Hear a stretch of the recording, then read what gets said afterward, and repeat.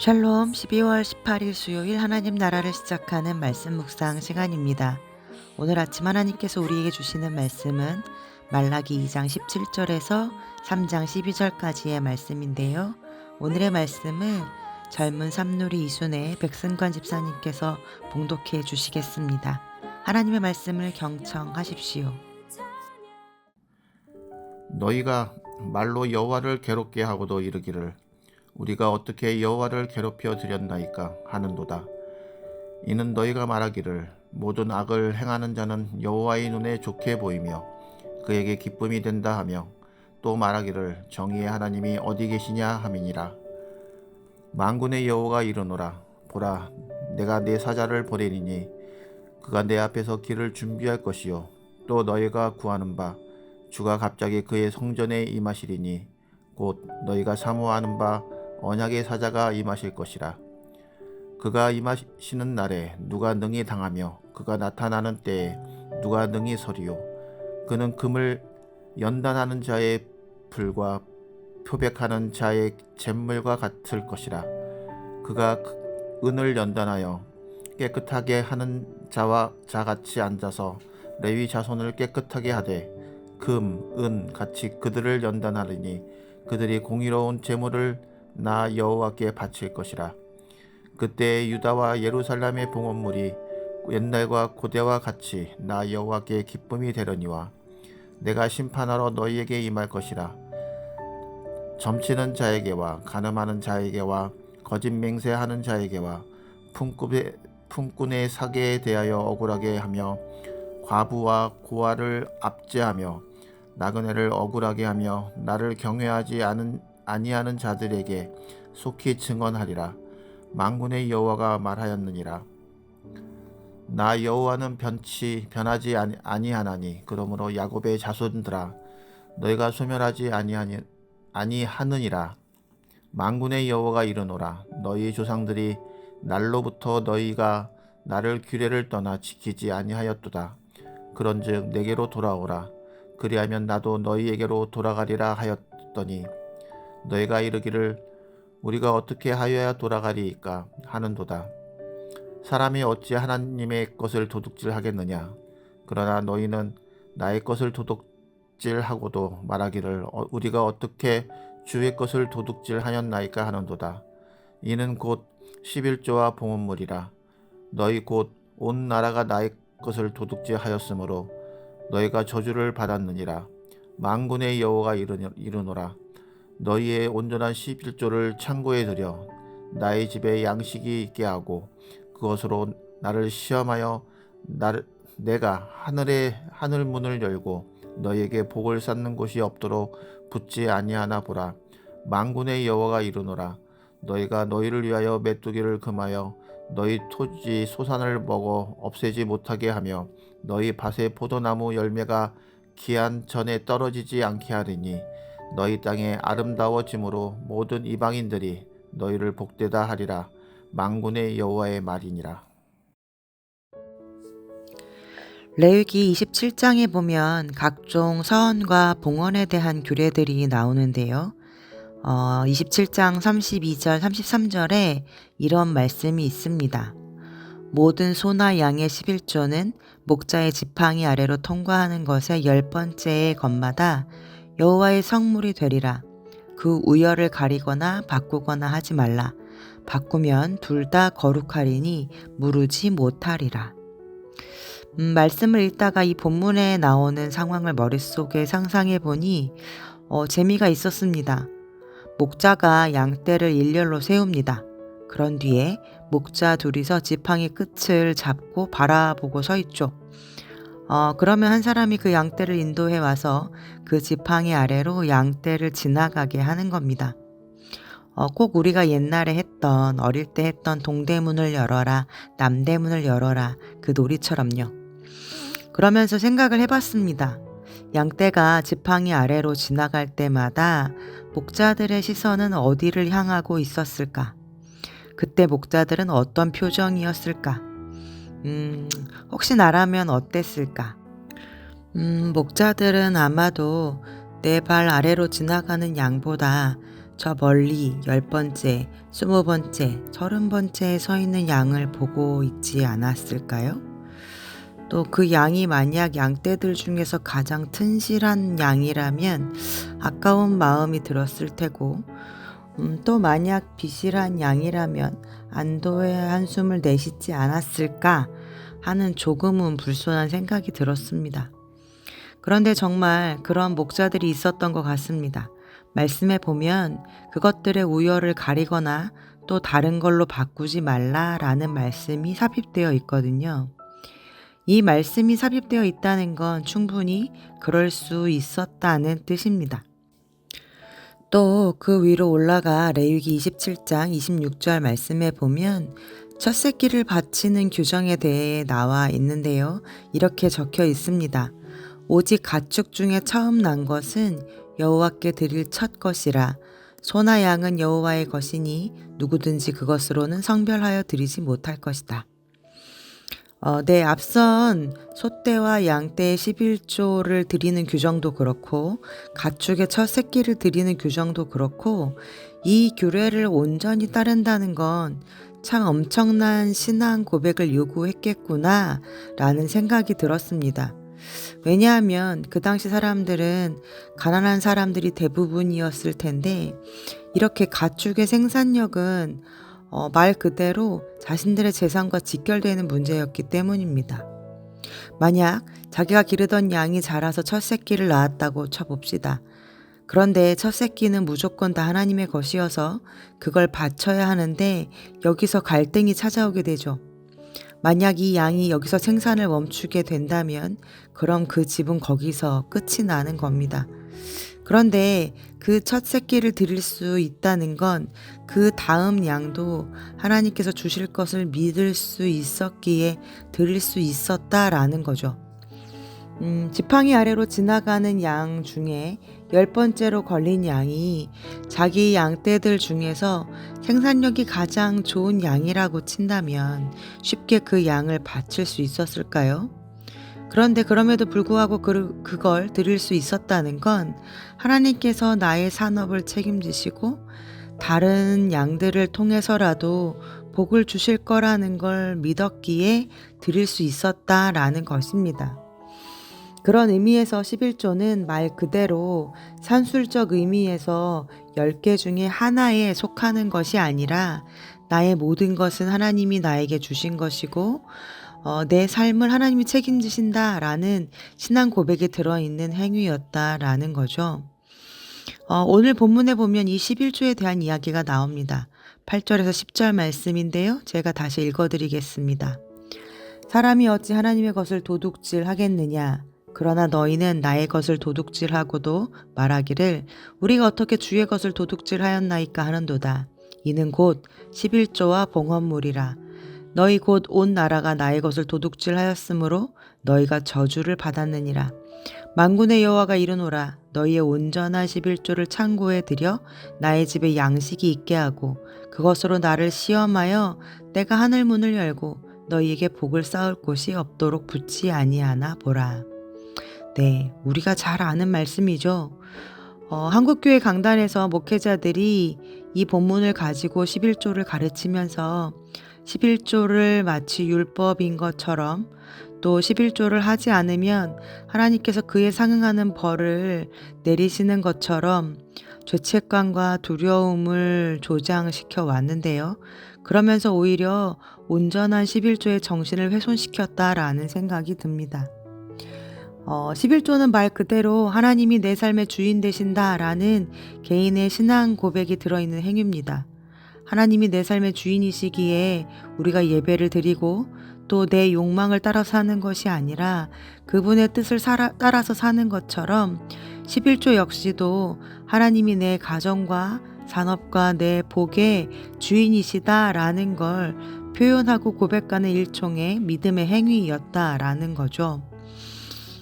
말라기 선지자 시대 때 사람들은 외형적으로 이 11조를 하지 않은 것이 문제가 아니라 하나님이 이스라엘의 주인이시고 그들 각자 인생의 주인이시다라는 신앙 고백이 무너져 있었던 것이 문제였습니다. 바벨론 포로에서 돌아와 무너진 성전을 함께 힘써 수축하면서 이후 하나님께서 주실 영광과 축복을 기대했지만 그들에게 돌아오는 건 여전히 어려운 삶이었습니다. 그러한 상황에서 이들의 신앙은 심각하게 흔들렸는데요. 하나님을 떠난 적도 없지만 다른 잘 사는 이방 나라들의 신을 함께 겸하여 섬기면서 그런 목적에서 데려온 이방 아내들을 위해 본처를 버리는 일들이 허다하게 일어났습니다. 또 삶이 어렵기 때문에 하나님께 제물을 바치는 걸 아까워했고, 그러다 보니 백성들이 드린 제물의 일부를 그 몫으로 받아서 살아가는 제사장과 레위인들은 그 자리를 떠나야 했죠. 아니면 백성들이 잘못된 제물을 가져올 때 그것에 눈감아 주며 그러한 행위들을 용납해 주는 일들이 생겨나기 시작했습니다. 이렇게 성전이 무너지고 또 제사장과 레위인들이 몰락하기 시작하니까 그들로부터 가르침을 받아야 할 백성들의 삶이 더 악에 빠지는, 정말 말 그대로 악순환의 고리가 연속되는 일들이 있었습니다. 말라기 3장에서의 11조는 그러한 그들의 잘못된 신앙적 태도, 불신앙, 하나님을 떠난 행위를 드러내 보여주는 단편의 증거물이었지 11조 자체를 강조하기 위해 쓰여진 말씀이 아니었습니다. 하나님 역시도 11조를 잘 해라가 아니라 말씀을 잘 읽어보시면 경외를 떠난 내 백성아 나에게로 돌아오라 라고 외치고 계시고, 너희의 복이 도대체 어디에서 나오는지 다시금 잘 살펴봐라 라고 말씀하고 계십니다. 하나님은 우리의 외모를 보시는 분이 아니십니다. 하나님은 우리의 중심을 보십니다. 또 나의 소득의 10분의 1이 아니라 내 신앙의 고백을 받으시기 원하시는 분이십니다.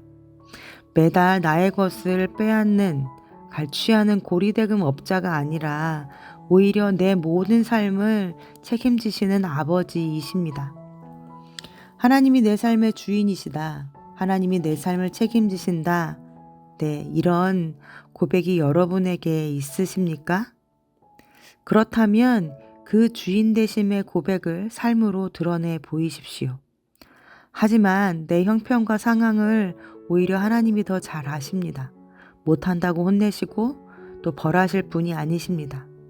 부자의 많은 헌금이 아니라 과부의 두렙돈을 더 귀하게 보셨던 주님이심을 우리는 잊지 말아야 합니다.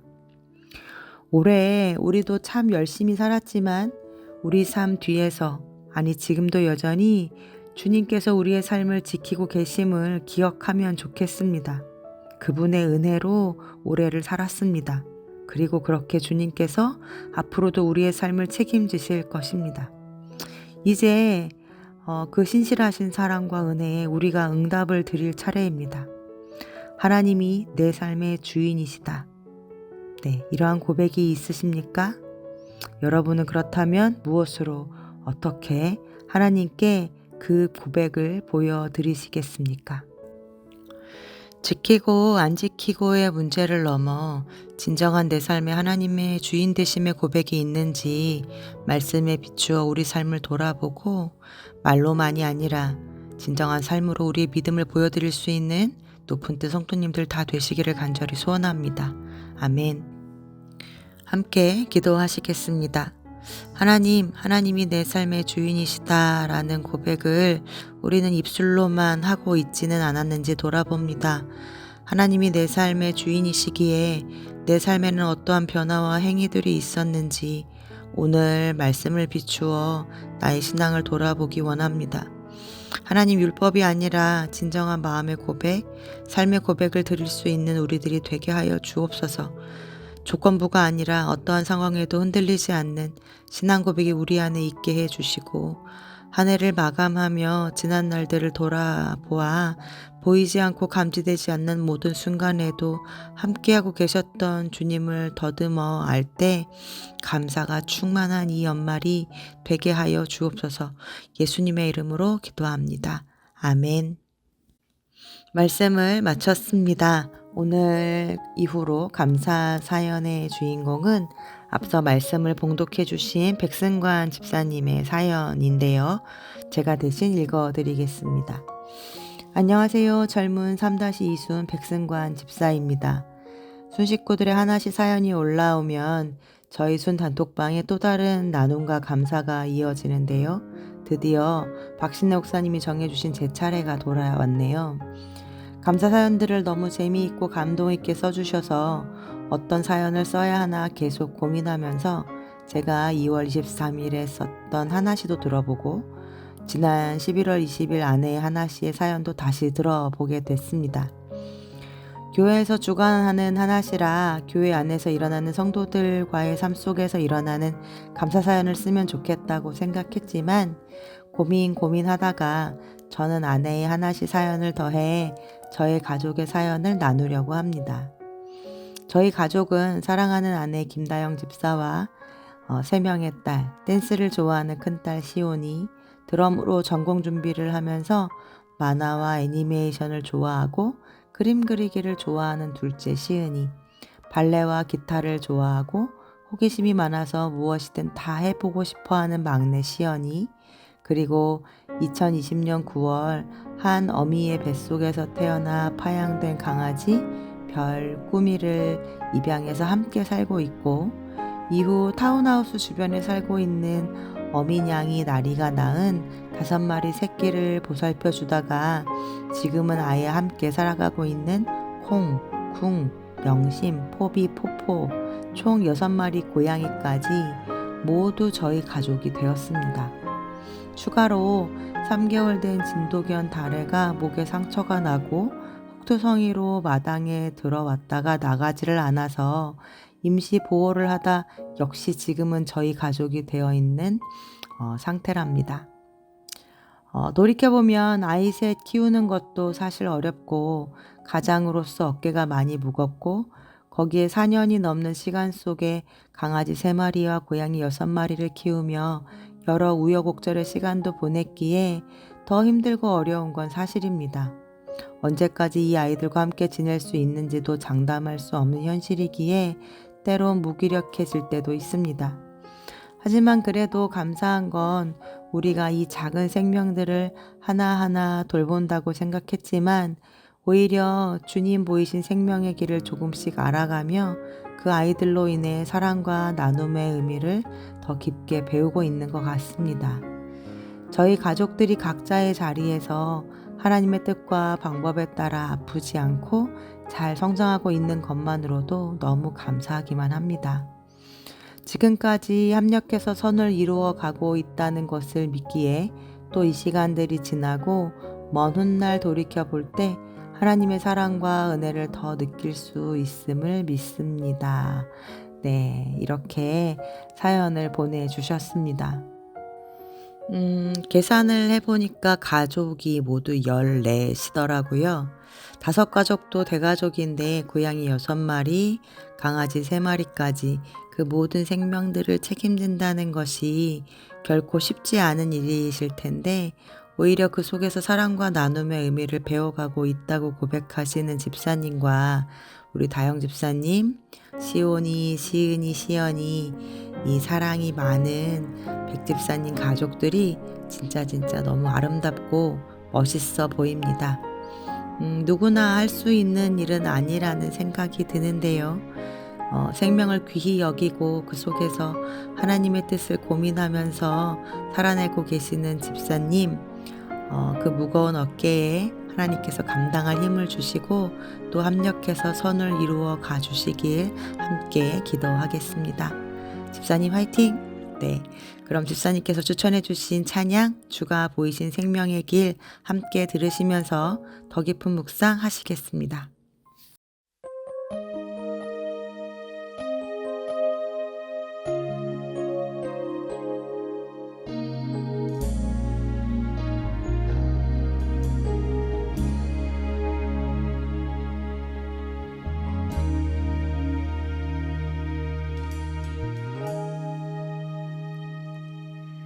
주가 보이신 생명의 길, 나 주님과 함께 상한 마음을 들이며 주님 앞에 나가리. 나의 의로운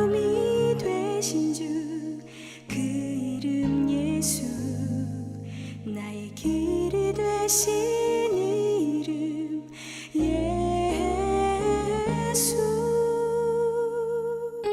주가 보이신 생명의 길 나 주님과 함께 상한 마음을 들이며 주님 앞에 나가리.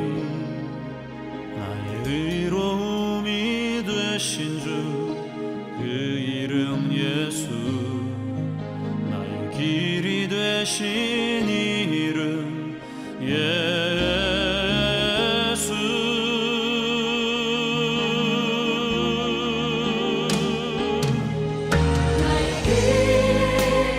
오직 그가 하시나니 나를 단련하신 후에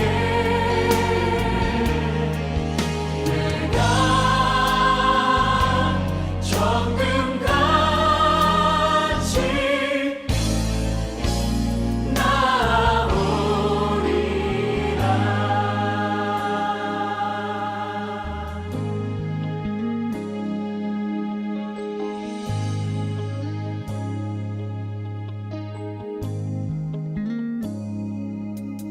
주가 보이신 생명의 길 나 주님과 함께 상한 마음을 들이며 주님 앞에 나가리.